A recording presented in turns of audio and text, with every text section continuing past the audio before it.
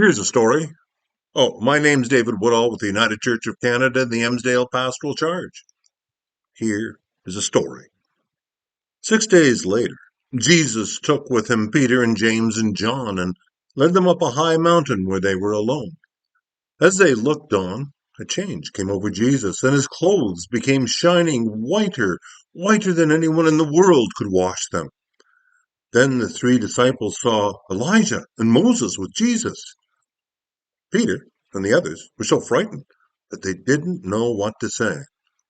Then a cloud appeared and covered them with its shadow, and a voice came from the cloud. "This is my own dear son. Listen to him."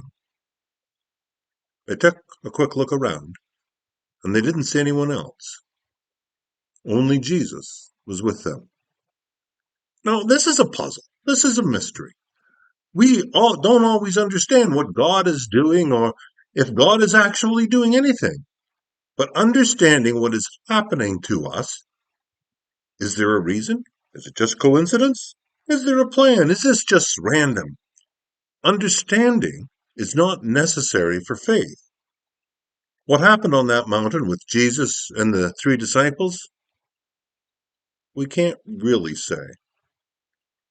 What happened? We don't know. And we are even less able to explain it. We do know this. There was a mountain and a cloud. It's the same mountain where Moses received the Ten Commandments. The cloud, perhaps it recalls the cloud which led the Israelites by day out of Egypt. Moses, receiving the Ten Commandments, went up into a cloud when he went up Mount Sinai. When Solomon dedicated the temple, a cloud is recorded as coming and filling the Holy of Holies, sanctuary of God. And then there's Moses and Elijah, the two Hebrew prophets whose deaths are never recorded. So the legend grew up that when the Messiah appeared, Moses and Elijah would be there as well because, well, they never died. Finally, there's a voice from a cloud. "This is my own dear son. Listen to him." Sometimes we see the actions of God and they are bigger than we are. We don't understand what's going on. We can only be silent and watch and trust and learn. Sometimes when we look, we don't see any action. We don't understand what's going on. And even then, we can only be silent and watch and wonder. You see, there is this mystery to life. Not the whodunit kind, but why do things happen the way they do? I enjoy watching the northern lights dancing in the dark, or the sky during a severe storm. First comes the lightning, unpredictable and fast-moving, splitting the sky in two. And then comes the sound of thunder, crashing like pots falling onto an iron stove. Why do things happen the way they do? Is there some celestial happening? Are these some signs of the Almighty? I distinctly remember looking out over Lake Erie as the moon-lit surface of the water reflected in my eyes and realizing that there really was a God. And now, having spent some 40 years pursuing answers to questions about life and about faith, because I know I'd like to know what's going on, I have now learned enough to know that there are some things that cannot be answered and some things that cannot be explained. This is my own dear son. Listen to him. We always want answers. But sometimes there are questions that have no answers. Sometimes there are things which happen which we cannot explain. And this bothers me. I know it bothers other people. We don't like unexplainable things because that means the world is bigger than what we can see with our eyes, and that there's more to this world than what we can touch with our hands. The ultimate quest to find answers, which is really a way to control our own lives and destiny, is always doomed to failure because there will always be things that we cannot control. I remembered a 5:30 in the morning departure for my daughter and her schoolmates as they left for Quebec. That was years ago now.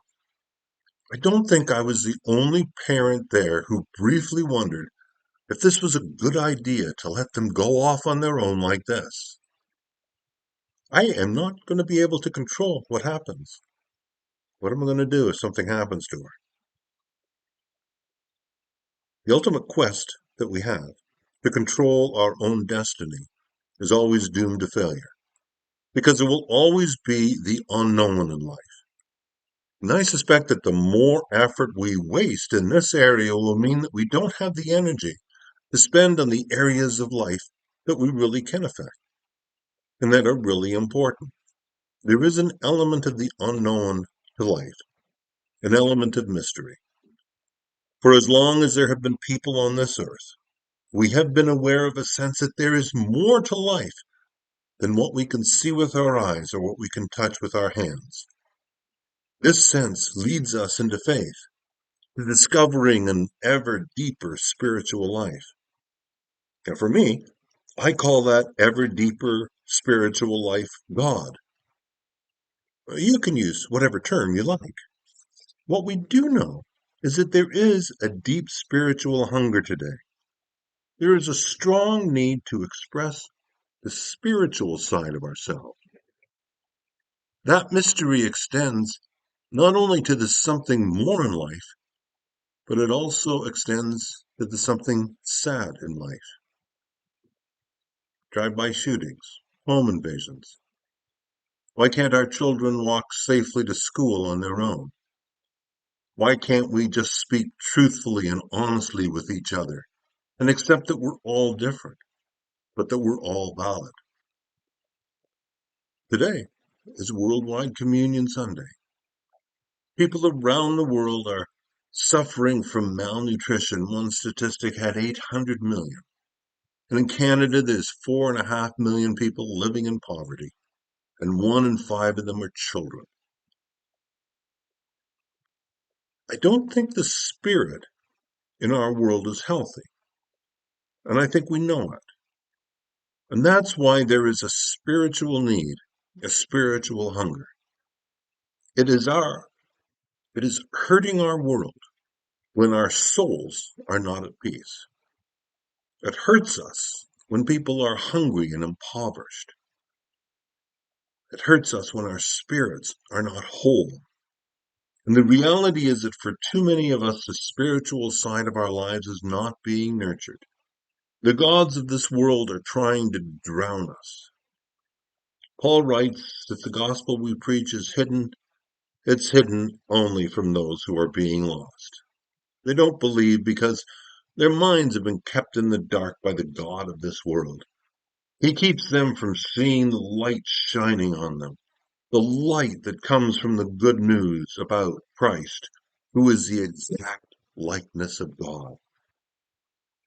Society, social life, family commitments, job responsibilities, they've all claimed so much of our lives that oftentimes we haven't left time for the spiritual, for the mystery of faith. Our eyes are drawn elsewhere by the gods of this world.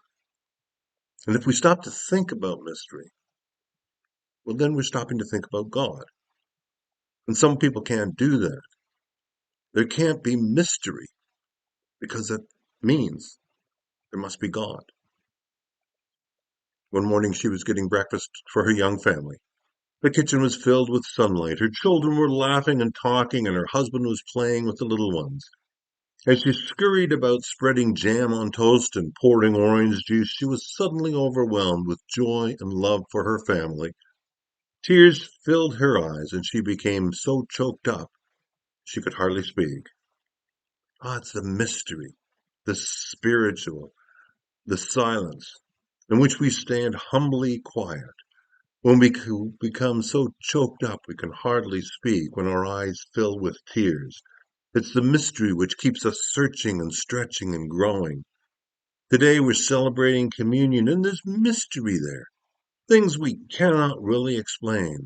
My body broken, my blood poured out.